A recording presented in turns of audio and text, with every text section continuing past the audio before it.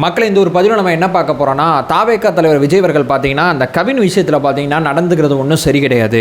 அறிக்கை வந்து தலைவர் பேரில் வரல, ஆதவர்ஜுன் அவர்கள் தான் அறிக்கை வெளியிட்டார். தலைவர் அறிக்கையும் இல்லை, எந்த விதமான விஷயத்தையும் பண்ணலை. சரி, நேராக மீட் பண்ணுவார் அப்படின்னு சொல்லி பார்த்தா இப்போ கவின் அவர்கள் உடல் பார்த்தீங்கன்னா தகனம் செய்யப்பட்டது. இப்போ வரைக்கும் கவின் அவர்கள் மூஞ்சியை கூட விஜய் என்ன பார்க்கல. எனக்கு எதுவும் நம்பிக்கை இல்லைப்பா அப்படின்னு சொல்லி தாவேகா தொண்டர்கள் சில பேர், எல்லாரும் கிடையாது, சில பேர் பார்த்தீங்கன்னா வெளிப்படையாக கருத்துக்கள் தெரிவிச்சுக்கிட்டு இருக்காங்க ட்விட்டரில். இன்னொன்று பக்கம் பார்த்தீங்கன்னா அந்த வெளிப்படையாக நம்ம தோழர்கள் கருத்துக்கள் பதிவு செய்கிறத ஆப்போசிட்டில் இருக்கக்கூடிய தோழர்கள் பார்த்தீங்கன்னா பயன்படுத்திக்கிட்டு இருக்காங்க.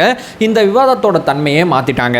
இந்த வீடியோவில் நான் என்ன பேச போகிறேன்னா, எங்கள் அண்ணன் ஏன் குரல் கொடுக்கல அப்படிங்கிறதுக்கு நியாயமான தர்க்க ரீதியான காரணத்தை நான் அந்த வீடியோவில் சொல்கிறேன். அதாவது அஜித்குமார் அவர்கள் விஷயத்தை இப்படி கையாண்ட விஜய் அவர்கள் கவின் அவர்கள் விஷயத்தை மட்டும் ஏன் இப்படி கையாண்டிருக்கார் அப்படிங்கிற பிரதானமான கேள்விக்கு இந்த வீடியோவில் நான் விடை சொல்கிறேன் அப்படிங்கிறத அந்த வீடியோவில் நான் சொல்ல வரது. அதே நேரத்தில் பார்த்தீங்கன்னா நான் சொல்லப்படுற விஷயங்கள் அத்தனைக்கும் ஆதாரம் சைடில் போட மாட்டேன். ஆதாரங்கள் அத்தனையுமே எங்கெங்கே இருக்குன்னு சொல்கிறேன். நீங்கள் தேடி போய் பாருங்கள். அப்போ தான் இந்த ஆழமான அரசியல் உங்களுக்கு புரியும். ஒரு வித்தியாசமான ஒரு பதிவு தான் இந்த பதிவு. ஒன் பை ஒன்றா தெளிவாக நம்ம பார்க்கலாம். வணக்கம், வாங்க பதிவுக்குள்ளே போகலாம். இப்போ முதல் விஷயம் மக்களே, நான் கவின் அவர்கள் விஷயத்துக்கு வர்றதுக்கு முன்னாடி அஜித்குமார் அவர்கள் விஷயத்துக்கும் கவின் அவர்கள் விஷயத்துக்கும் எப்படிப்பட்ட வேறுபாடு இருக்குது அப்படிங்கிறத முதல்ல இங்கே பதிவு செஞ்சிடறேன்.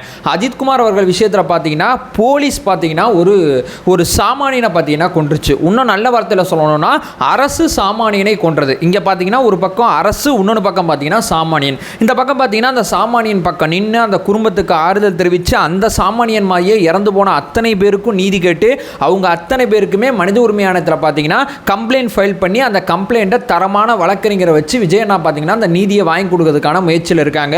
ஒரு அஜித்குமாருக்கு தமிழகம் குரல் கொடுத்தது.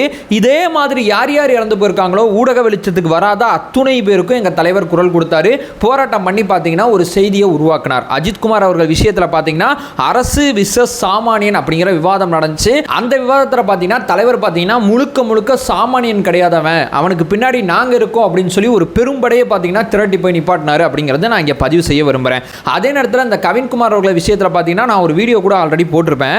அந்த வீடியோவில் நான் சொல்லியிருப்பேன், ஒரு அருவா எடுக்கிற ஒரு மனப்பக்குவத்துக்கு பார்த்தீங்கன்னா இன்னொன்று பையன் எப்படி வந்தான், அந்த பையனுக்கு 21 வயசு தான் ஆகுதுன்னு சொல்கிறாங்க, அந்த பையன் எப்படி அருவா எடுத்தான், இந்த ஜாதி வெறி எப்படி அந்த பையனை பிடிச்சிச்சு அப்படிங்கிறது தான் பிரதானமான கேள்வியாக இருக்குது. ஸோ இந்த விவாதத்தில் பார்த்தீங்கன்னா எப்படிப்பட்ட விவாதம் இங்கே நடக்குதுன்னா, ரெண்டு தரப்பும் பார்த்தீங்கன்னா ரெண்டுமே வந்து ஒரு சாமானிய குடிமகன் தான்.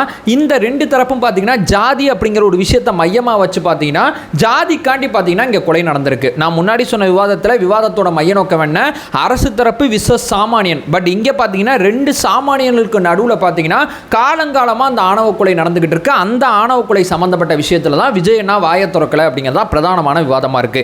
இப்போ நான் விஜய் அண்ணா பேசலை, அதை கொஞ்சம் தள்ளி வச்சுட்டு வேற சில பேர் பேசியிருக்காங்க. அவங்களாம் எப்படி பேசியிருக்காங்க அப்படிங்கிறத ஆழமாக தெளிவாக பார்க்கலாம்.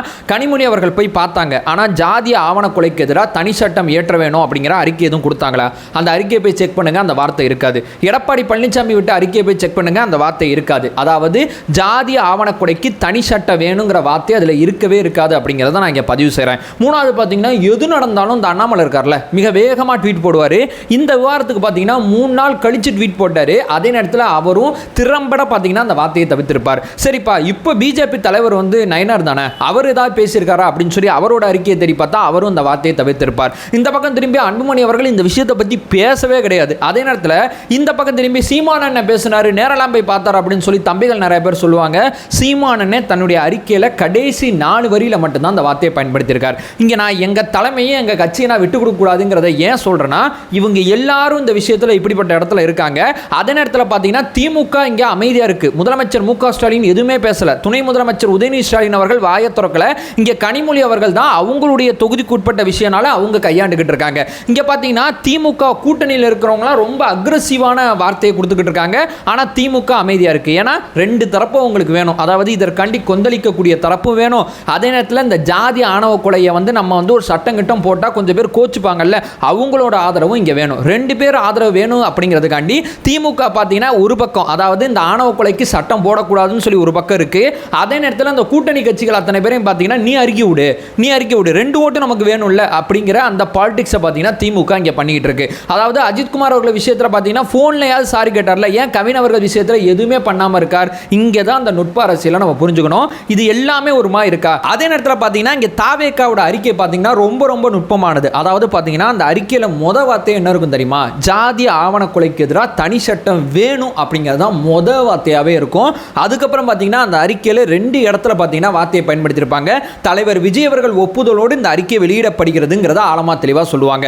ஸோ நம்ம கட்சியோட அறிக்கை பார்த்தீங்கன்னா நம்ம கட்சியோட நிலைப்பாடாக இங்கே இருக்குது. இதில் தலைவர் விட்டா என்ன, இவர் விட்டா என்ன, அவர் விட்டா என்ன, தலைவரோட ஒப்புதலோட எந்த அறிக்கை வெளிவந்தாலும் அது தலைவரோட அறிக்கை தான், கட்சியோட அறிக்கை தான் அப்படிங்கிற புரிதலுக்கு நம்ம ஆழமாக தெளிவாக வந்துடணும். இதெல்லாம் புதுசாக இருக்கப்பா அப்படின்னா இதுதான் புதுசாக தான் இருக்கும். நம்ம கட்சி பார்த்தீங்கன்னா மற்ற கட்சி பண்ணுற அந்த தலைவர் மட்டும் அறிக்கை விடுற பாலிடிக்ஸ் நம்ம பண்ண மாட்டோம். 2ஆம் கட்ட தலைவர்களும் இங்கே பேசுவாங்க தலைவரோட ஒப்புதலோட அப்படிங்கிறத நான் இங்கே பதிவு செய்ய விரும்புகிறேன். அதை தாண்டி பார்த்தீங்கன்னா நான் முன்னாடி சொன்னபடி பார்த்தீங்கன்னா அந்த வார்த்தையை முதல்ல பயன்படுத்தியிருக்காங்க.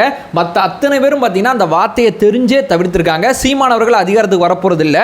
அவர் பார்த்தீங்கன்னா அந்த வார்த்தையை கடைசி 4 வரியில் அந்த வார்த்தையை பயன்படுத்துறாரு. அவரே ரொம்ப நுட்பமாக தான் இந்த விஷயத்தை கையாளுறார் அப்படிங்கிறதான் ஆழமாக தெளிவாக இருக்கு. இந்த பக்கம் பார்த்தீங்கன்னா திருமுருகன் காந்தி போராட்டம் பண்ணார்ல, அவர் மாதிரி நம்ம தான் பண்ண வேண்டியதானே அப்படின்னு சொல்லி கேட்டிங்கன்னா அவர் இயக்கமாக இருக்காரு, கட்சியாக இருந்தால் பண்ணியிருக்க மாட்டார். இங்கே என்ன பிரச்சனைனா 2 சமுதாய மக்கள். 2 சமுதாய மக்கள் பார்த்தீங்கன்னா ஒரு சமுதாய மக்கள் ஒரு விஷயத்தை நம்புறாங்க, இன்னொன்று சமுதாய மக்களை நோக்கி அந்த அந்த நம்பக்கூடிய விஷயத்தை பார்த்தீங்கன்னா செலுத்துறாங்க. இந்த ஜாதி அப்படிங்கிற ஆணவத்தை செலுத்துறாங்க. இது 2 சமுதாய மக்கள் சம்பந்தப்பட்ட பிரச்சனை கிடையாது. இதற்கு முன்னாடி அதாவது ஆண்ட சமுதாய மக்கள் நம்ம சொல்லக்கூடியவங்களுக்கும் அதே நேரத்தில் பார்த்தீங்கன்னா ஒடுக்கப்பட்ட மக்களுக்கும் காலங்காலமாக நடக்கக்கூடிய பிரச்சனை தான் இந்த பிரச்சனை. இந்த பிரச்சனைக்கு ஒரே தீர்வு என்ன? நீதிமன்றத்தை போய் அணுகினாலும் நீதிமன்றமே அரசுக்கு பார்த்தீங்கன்னா டைரக்ஷன் கொடுத்தாச்சு. மத்திய அரசு நோக்கி கேள்வி கேட்டாலும் மத்திய அரசு பிரதிநிதியாக நம்ம தமிழகத்தில் இருக்கக்கூடிய நபர்களும் பார்த்தீங்கன்னா பாஜகவை சேர்ந்தவங்களும் இந்த வார்த்தையை தெரிஞ்சே தவிர்க்கிறாங்க. இப்படிப்பட்ட சூழலில் இது ஒன்று தான் தீர்வு. ஆனால் அந்த தீர்வுக்கு பார்த்தீங்கன்னா எந்த ஒரு கட்சியுமே இந்த தீர்வை சொல்லலை. சொன்ன ஒரு கட்சி பார்த்தீங்கன்னா தாவேக்கா, வரியாவே அதை பதிவு செஞ்ச ஒரு கட்சி பார்த்தீங்கன்னா தாவேக்கா. இந்த ஜாதி ஆணவ கொலைக்கு எதிராக இணையத்தில் பார்த்தீங்கன்னா எல்லாரும் ஒரு பக்கம் இருப்பாங்க, ஆனால் களத்தில் இருக்கக்கூடிய மக்கள் அப்படி கிடையாது. இது ஒரு பெருமன் பேசிட்டு இருக்கக்கூடிய மக்களும் இங்கே இருக்காங்க. அதே நேரத்தில் இது கூடாதுன்னு பேசக்கூடிய மக்கள் இருக்காங்க.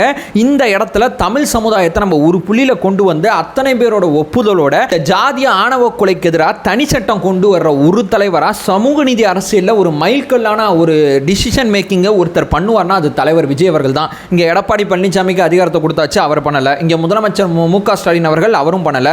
அதற்கு முன்னாடி இந்த கட்சியில் ஆண்டவங்களும் பண்ணலை. இவங்க யாருமே பண்ணலை. ஆனால் அதிகாரத்தின் பக்கத்தில் இருக்கக்கூடிய ஒரு கட்சியாக யார் இருக்காங்கன்னா 25% ஊடகங்கள் அத்தனை பேரும் சொல்லிட்டு இருக்காங்க.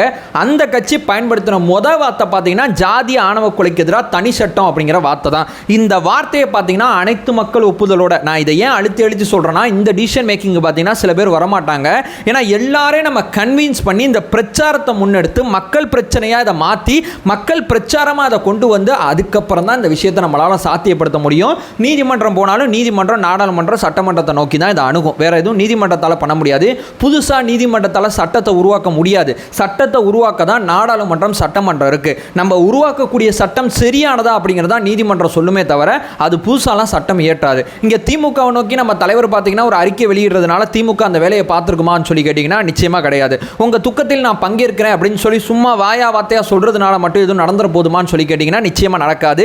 சொல்லல்ல செயல் அப்படிங்கிறது தான் நம்ம தலைவரோட பாலிசியாக இருக்குது. அந்த வகையில் பார்த்தீங்கன்னா எல்லா கட்சியும் இந்த இஷ்யூவில் ஒரு பக்கம் இருக்குது. நம்ம தலைவர் ஒரு பக்கம் இருக்காரு. சம்பந்தப்பட்ட பொறுப்பாளர்கள் பார்த்தீங்கன்னா முதல்ல பார்த்தீங்கன்னா அந்த குடும்பத்துக்கு ஆறுதல் தெரிவிச்சிருக்காங்க. இறுதி சடங்குலையும் பார்த்தீங்கன்னா சம்பந்தப்பட்ட பொறுப்பாளர்கள் மறுபடியும் பார்த்தீங்கன்னா பங்கேற்றிருக்காங்க.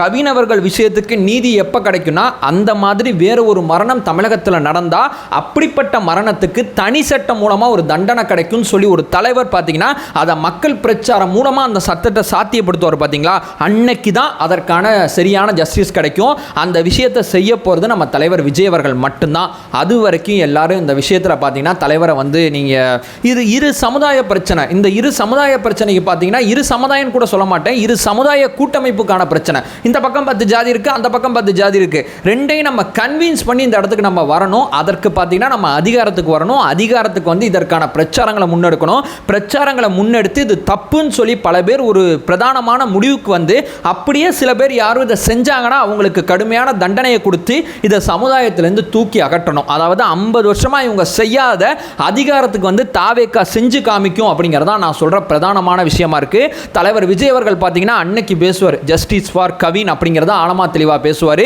ஏன்னா பேசிக்கொண்டே இருந்துட்டாங்க. இப்போ போகிற விஷயத்தில் கூட வார்த்தை விளையாட்டுலாம் விளையாடுறாங்க, எதுவும் செய்ய மாட்டாங்க. நம்ம செஞ்சு காட்டிட்டு அன்னைக்கு பேசுவோம். தலைவர் மீதான விமர்சனங்கள் பார்த்தீங்கன்னா மக்கள் புரிஞ்சுப்பாங்க. தாவேக்கா தோழர்கள் அமைதி காக்கணும், இதை பற்றி பேசிக்கான அரசியல் புரிதல் வந்த பிறகு இதை பற்றி பேசினா நல்லா இருக்கும் அப்படிங்கிறதான் நான் இங்கே சொல்ல வர்ற கடைசியான கருத்தாக இருக்குது. அதை சொல்லிட்டு இந்த வீடியோ நான் என் பண்ணிக்கிறேன். நம்ம சேனலை ஃபர்தராக ஃபாலோ பண்ணிங்கன்னா பொலிட்டிக்கல் சார்ந்து மிக முக்கியமாக பல்வேறு விதமான விஷயத்தை பேசிக்கிட்டு இருக்கோம். டிவிகே சார்ந்த ஏராளமான விஷயத்தை பேசிகிட்டு இருக்கோம். நம்மளோட ஒரே நோக்கம் அறியாமை அகற்ற வேண்டும், அறியாமை அகற்றப்பட வேண்டும். Thank you so much.